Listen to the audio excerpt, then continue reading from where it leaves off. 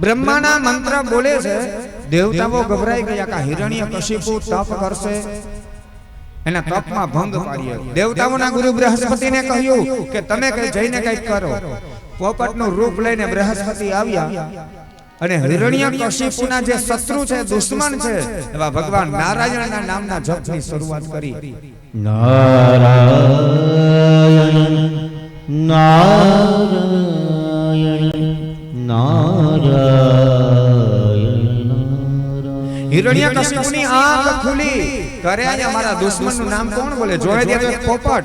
પોપટની આ હિંમત કે મારા દુશ્મનનું નામ, હાથમાં તલવાર લઈ પોપટને મારવા માટે જાય. પોપટના રૂપમાં હતા દેવતાઓના ગુરુ બૃહસ્પતિ ઉડી ગયા. હિરણ્યકશિપુ આવીને બેસે છે, સમાધિ લગાવી બ્રહ્માંડનું ધ્યાન કર્યું અને મંત્રની કરી શરૂઆત. ઓમ બ્રહ્મણે નમઃ. ઓમ બ્રહ્મણે.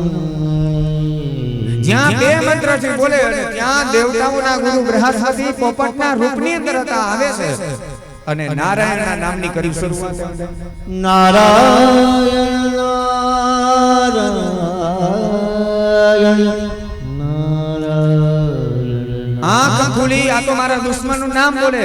દોડીને પાછળ જાય. પોપટના રૂપમાં રહેલા બૃહસ્પતિ ઉડે. પણ હિરણ્યકશિપુએ વિચાર કર્યો, નક્કી આજે અપશુકન છે, ખરાબ મુહૂર્તમાં આવેલો છું. જતા રહ્યા. ઘરે આવે એના પત્ની કહ્યું, બ્રહ્મા પ્રસન્ન થઈ ગયા.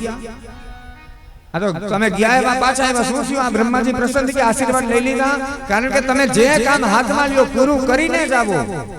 આટલી વારમાં પાછા આવી ગયા. અરે દેવી, બ્રહ્મા પ્રસન્ન નથી થયા. તો હું તપ કરવા ગયો ને, ત્યાં પોપટ મારા દુશ્મનનું નામ બોલતું હતું, મારા શત્રુનું નામ.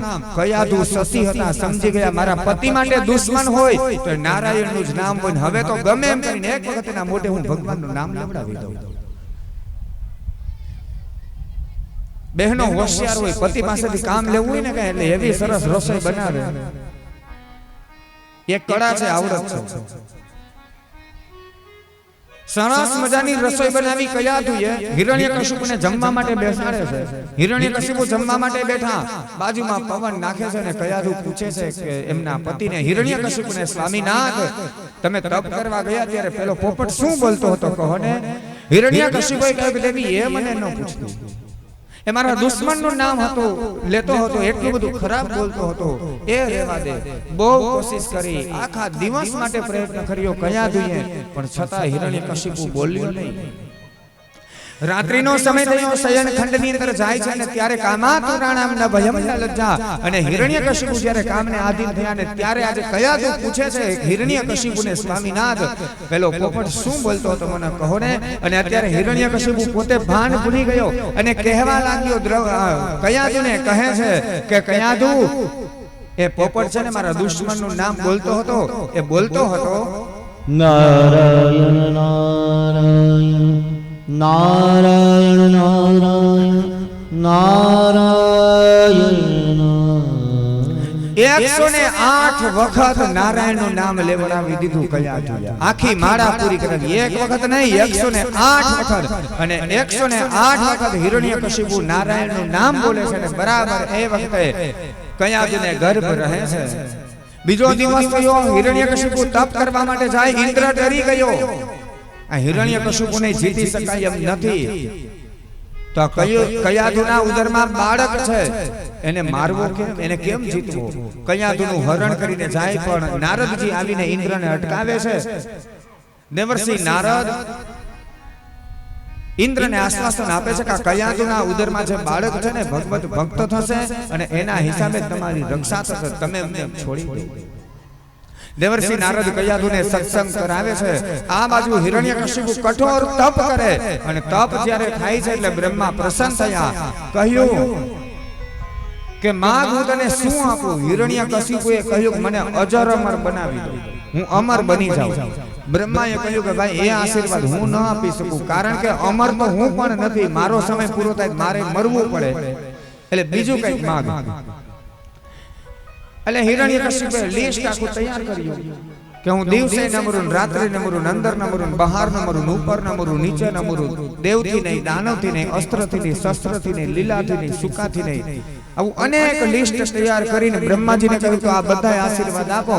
બ્રહ્માએ કહ્યું તથાસ્તુ અને બધા આશીર્વાદ લઈ હિરણ્યકશિપુ આવે છે અને પછી તો અતિ અધર્મ કરે, પાપ કરે, ભગવાનના નામ ને યજ્ઞ ને બધું બંધ કરાવ્યું. અનેક નબળા રાજા હતા, બધાને હેરાન પરેશાન કર્યા, બધાને પોતાના કબજાની અંદર કેદ કર્યા છે, બધાના રાજ્યો છીનવી લીધા, પ્રજાને દુખી કરી.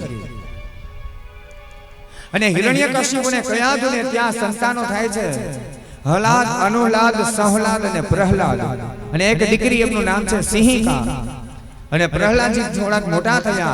હિરણ્યકશિપુ એક વખત કહે છે કે પ્રહલાદ જા આપણા નગરમાં, કોઈ મારા દુશ્મનનું નામ નથી લેતા ને, કોઈ નારાયણનું નામ નથી લેતા ને, અને જો કોઈ મારા દુશ્મનનું નામ લેતા હોય તો તમે એમને મૃત્યુદંડની સજા આપજો. પ્રહલાદ સૈનિકોની સાથે જાય છે અને બરાબર લક્ષ્મીનારાયણ ભગવાન ગામના પાદરમાં કુંભાર અને કુંભારનો રૂપ લઈને એક મકાનની અંદર રહે છે. હરિનામ સંકીર્તન કરે છે. કરતાલ હાથમાં કીર્તન ચાલુ છે ને પ્રહલાદ સૈનિકોની સાથે ત્યાંથી નીકળે. કીર્તન સાંભળ્યું, દરવાજામાં લાત મારી, ત્યાં તો કીર્તન બંધ થયું, કરતાલ પડી ગયા. પ્રહલાદે કહ્યું ખબર નથી, મારા પિતાનો હુકમ છે, શું કામે મારા પિતાના દુશ્મનનું તમે નામ લ્યો છો? પેલા કુંભારના રૂપમાં રહેલા ભગવાને કહ્યું કે પ્રહલાદ શું કરીએ? આ અમે જે નિંબાળો ખડક્યોમાં માટલા મૂકી દીધા, આગ લગાવી દીધી છે. અને આ નિંબાળાની અંદર એક માટલું મૂક્યું ને, એમાં બિલાડીના બચ્ચા હતા. માટલા મૂકી દીધા છે, આગ લગાવી દીધી. હવે ભગવાનને પ્રાર્થના કરીએ કે બિલાડીના બચ્ચાને કઈ ન થાય ને, જીવતા રહી જાય ને, એટલા માટે તારો પિતા હિરણ્યકશિપુ બધાને મારી શકે છે પણ કોઈને જીવાડી નથી શકતો. પ્રહલાદે કહ્યું કે તો શું નારાયણનું નામ લેવાથી બિલાડીના બચ્ચા જીવતા રહેશે? અમને વિશ્વાસ છે. પ્રહલાદે શરત રાખી, મારી નજર સામે નિંબાળો ખોલજો, જો બિલાડીના બચ્ચા જીવતા નીકળશે વચન આપું છું હું નારાયણનું નામ લેવા માંડીશ, પણ જો બિલાડીના બચ્ચા મૃત્યુ પામશે ને તો તમને હું મૃત્યુદંડની સજા આપીશ.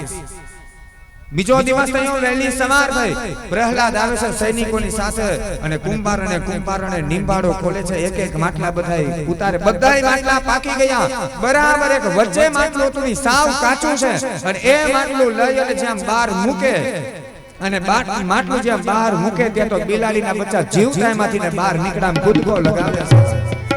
દોડી અને માને ચોટી પડ્યા છે.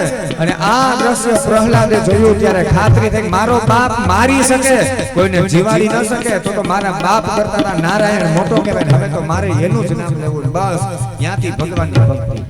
અને પ્રહલાદે ભગવાનની ભક્તિની શરૂઆત કરી. નારાયણનું નામ લ્યો છે ને હિરણ્યકશિપુને ખબર પડી, મારો દીકરો છે ને મારા દુશ્મનનું નામ લે છે.